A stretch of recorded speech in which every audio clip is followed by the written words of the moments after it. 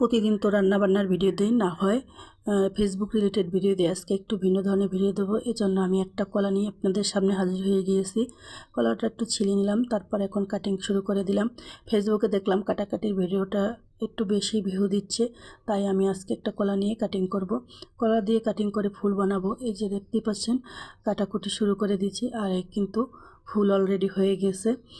কাটাকাটির ভিডিওটা দেখতে যতটা সহজ মনে হয়, করতে গেলে ততটাই কঠিন মনে লাগে।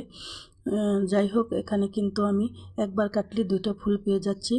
আরও দুটো ফুল তৈরি করব, এই জন্য আমি কলাটা ছিলে কেটে নিচ্ছি। এই যে দেখেন, একটু মনোযোগ সহকারে দেখলে পারা যায়, কিন্তু মনোযোগটা একটু অন্যদিকে চলে গেলে আর পারা যায় না। যেহেতু কলাটা নরম আছে, কাটতে কিন্তু ভালোই লাগতেছে।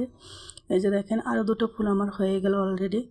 এই যে এখান থেকে নিব বের করে এরকম। যাই হোক, মোটামুটি সুন্দর হয়েছে, আর দেখতে কিন্তু ভালো লাগে। এরকম বাচ্চাদের খেতে দিলে বাচ্চারা পছন্দ করে।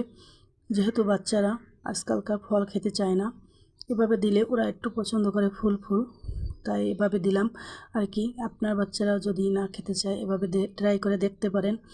আর আমি এভাবে কাটাকুটি করে নিলাম। এই যে দেখেন, আরও দুটো ফুল হয়ে গেল। এই যে মাশাআল্লাহ, ফুলগুলো দেখতে কিন্তু সুন্দরই লাগতেছে। এখন আমি এগুলো একটু পরিবেশন করে নিলাম। এই যে দেখেন কেমন হয়েছে, আপনারা কমেন্টে জানিয়ে যাবেন।